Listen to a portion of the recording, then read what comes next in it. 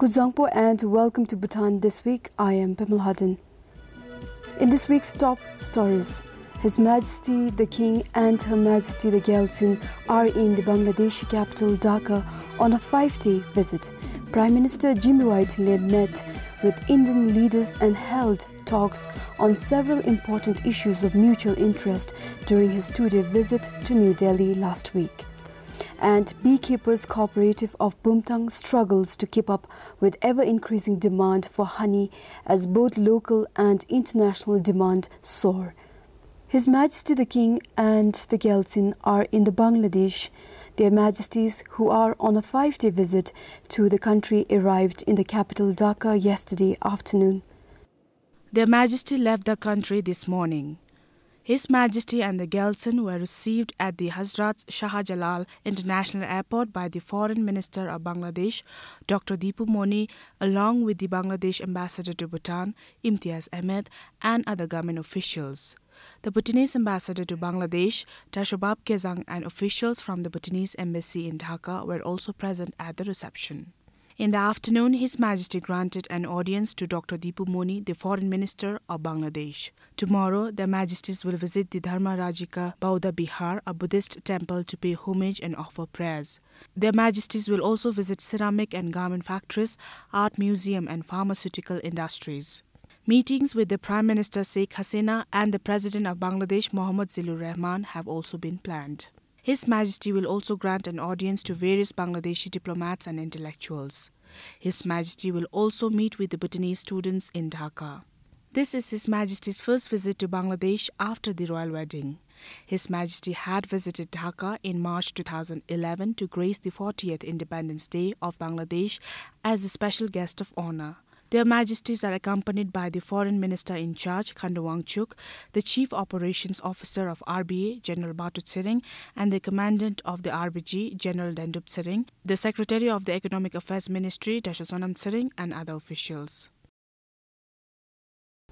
The 10th and final session of the first Parliament is underway. The session began last Friday. His Majesty the King and Her Majesty the Galton graced the opening.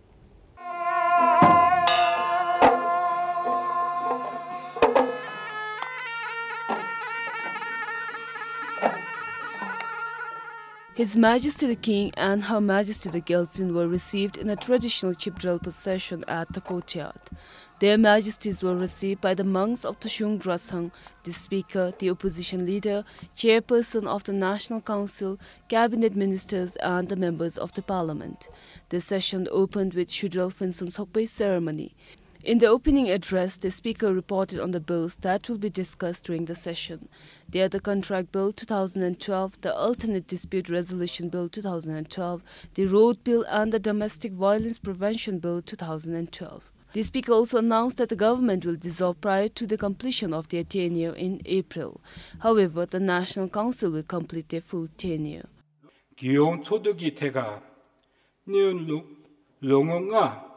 창상라 대화전 휴맘기 기용초득이 짜토딜루 답마대와 직 테니 임마체 니은디 듬자직 수 동카 마테마전 짜토디 지다 듬베기 꼬차 포니 임메 디저티디 비와전 남자 차주 비오다 미세기 초겐 쭈닐루 답마대와 테니 임마체 슝기 찰루 루양 답마대와 테니 임메. The opening session was also graced by Their Royal Highnesses the Princess and the Princesses, senior government officials and the international dignitaries. Both the houses will begin their formal deliberation from Wednesday. Sherab Zangmo for BBS News. Prime Minister Jigme Thinley was in the Indian capital New Delhi last week. During his 2-day official visit, Lenchen called on Indian President Pranab Mukherjee at the Rashtrapati Bhavan in New Delhi. Lenchen said he was visiting India to convey the gratitude of the Bhutanese people for the substantial support and assistance rendered by the government and the people of India to Bhutan's development, the democratic transition, and the high importance attached by India to bilateral relations with Bhutan. President Pranab Mukherjee said India values its relationship with Bhutan and commended Lenchen's pioneering role as the first democratically elected Prime Minister of Bhutan. Lenchen also met with Prime Minister Dr. Manmohan Singh. The two reviewed the state of relationship between the two countries and expressed satisfaction on the growing ties, mutual goodwill and friendship. Apart from thanking India for its support and assistance, Lenchen discussed other issues of mutual interest such as cooperation in the area of hydropower and further integrating the two economies. Prime Minister Dr. Manmohan Singh assured that the government of India will fulfill all the commitments to Bhutan, including in the hydropower sector. The two prime ministers, over a luncheon hosted by the Prime Minister Dr. Manmohan Singh at his residence, also agreed to institute a structured forum for policy dialogues between the two countries. Lenchen also called on the Vice President of India, Mohammad Ahmed Ansari, and the Finance Minister, P. Chidambaram, and General Secretary of Congress called on Lenchen. During the meeting, the Finance Minister assured Lenchen that India would honour all the commitments made to Bhutan. Of late, many dead pigeons are seen in and around the capital. Initial reports from the National Centre for Animal Health suspect parasitic infection to be the cause of the deaths of the pigeons. The samples of the carcasses have been collected to study the details of the cause. Walk around in some of these alleys and you'll find carcasses of pigeons lying everywhere. It has been a couple of weeks now since there has been an increasing report of pigeons dying unusually. Although the detailed study on the cause of this death is still being carried out, Dr. Narapati Dahal from National Centre for Animal Health said initial report shows a parasitic infection in most carcasses of the pigeons. Tests are being carried out at the centre in Sarvatang. The officials are of the view that it cannot be bird flu as the results were negative from their interim studies. According to Dr. Dahal, a final finding of the study will be completed shortly. This is the first case of pigeons dying in droves reported in Thimphu. So far, the centre has not received any similar incidents from other dzongkhaks. Pema Suki for PBS News. Police in Peru apprehended a 21-year-old boy for stabbing his father. The incident happened last Friday around 2:30 a.m. The suspect, a class 11 student, is said to have hit his father's head with a kukri knife following an argument between the two. The son told police that he returned home Friday morning from a party to find his father drunk. The son said his father scolded and beat him up. In a fit of anger, he said he hit his father with the knife. A fire near the Tazong in Paro early Wednesday morning has completely burned down a shop. The fire, which broke out past midnight, also damaged a dzongkhak storeroom and affected two other houses. The shopkeeper, her two daughters and a small child were able to escape without injury. The two gas cylinders inside the shop had exploded after they escaped. The fire was reported to the police at 1:27 a.m. The police, aided by local people, were able to contain the fire within an hour. Nothing from the shop could be salvaged, but firefighters were able to save most things in the storeroom. The police believe the fire could have started from an electric short circuit. The victims have been given 10,000 niltrim from His Majesty's Kidu Fund and have been provided with basic amenities through UNICEF Fund. The works to blacktop the road from Darechu to Lepsika on the Sirang-Gelufo highway began earlier this year. The work is costing the government over 3 million niltrim. Many are happy with the road being blacktop, but they say apart from blacktopping, the road needs to be widened in many parts. The blacktopping of the 24-kilometer route from Darechu to Lapseka on Sirang-Gelufo highway is in full swing. But the road users say more than blacktopping, the road needs to be widened in many parts.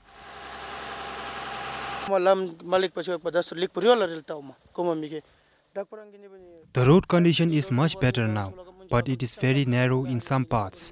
I transport heavy goods and negotiating narrow stretch of road is difficult and risky. Side mo overload ka deke side ke dong nifi ka garji mu nifi marba rang nang dokla mi sir. Misi ki teno lam zo anzambe bodo te jum jungi moni jip chane be pato to ani lam de. Huge amount of money is being spent on it. I think concerned authorities should not put to waste the resources and money being poured into it by doing an improper job. The works are still in progress, and I think now is the time to correct the flaws in planning.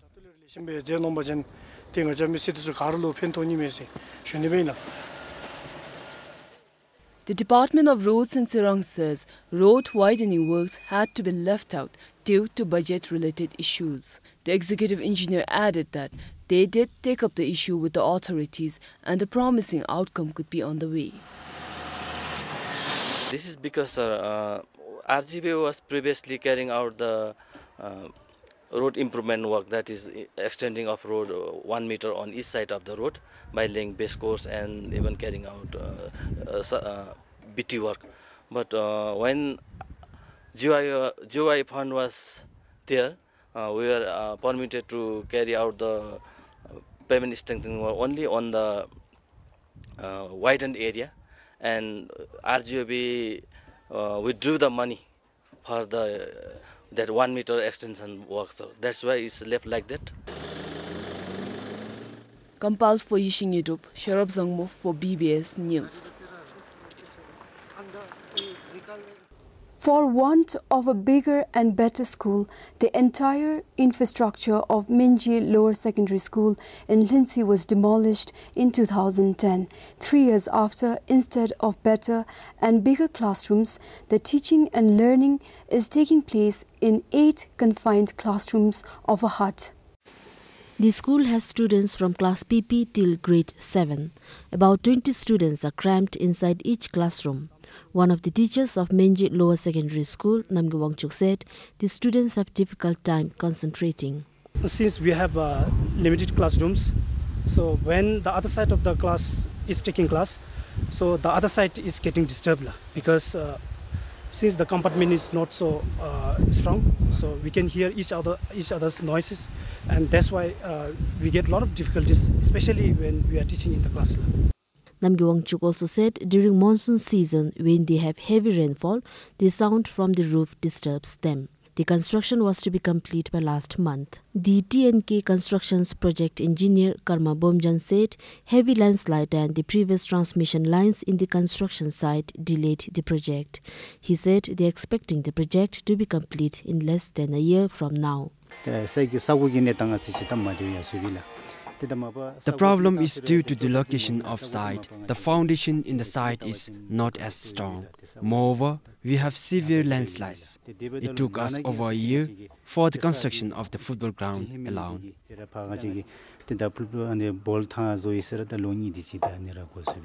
The school is expected to be upgraded till 8th grade beginning this academic session. To accommodate the students for the new grade, the Geog administration is to construct a similar hut. The school has more than 150 students and 8 teachers. Compiled for Kingatashi, Dojima for BBS News. The Beekeepers cooperative of Bhutan is finding it difficult to meet the ever-increasing demand for honey. Currently, honey produced in Bhutan is not sufficient even for the local market, and there is already international demand. Bhutan is among the most preferred places for beekeeping due to favorable weather for the bees and the number of farmers involved in beekeeping. There are more than 32 members in the Beekeepers cooperative from different dzongkhaks, which bring their produce to the Beekeepers cooperative office in Bhutan every year. Last year, the Beekeepers cooperative of Bhutan received over 15 metric tons of honey. The chairman of the Beekeepers cooperative says Bhutan has the maximum number of commercial beekeepers, but honey production has declined over the years. Production has declined in Bhutan due to construction work all over. This has reduced the pasture land for bees. Earlier, there were only 300 to 400 hives in Bhutan. Now there are over 1,000 hives, increasing food competition among bees.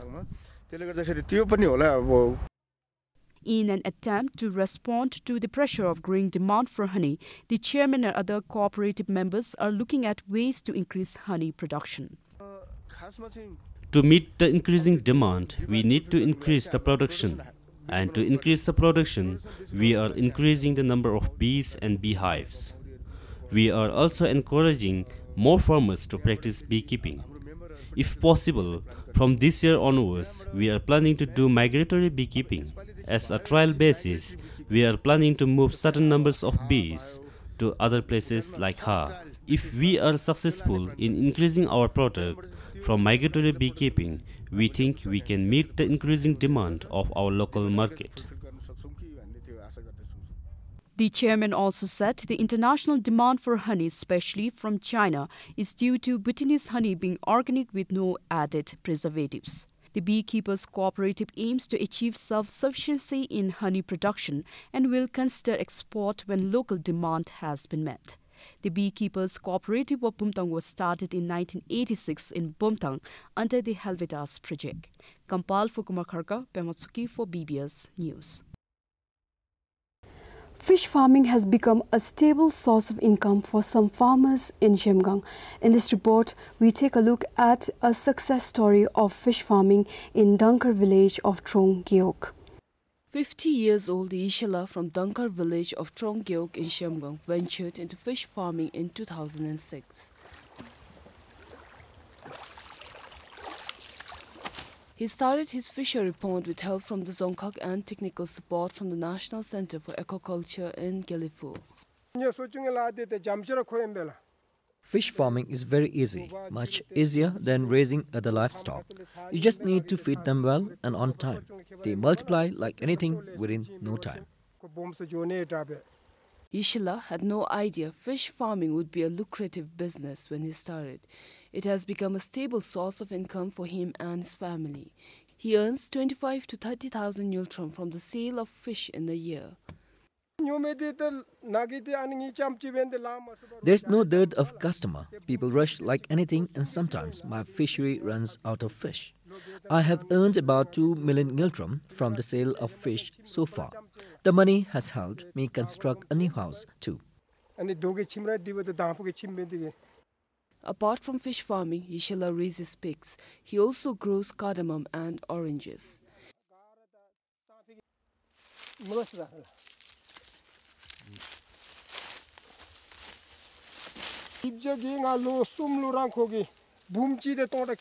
I started cultivating cardamom 3 years ago and it is going on very well.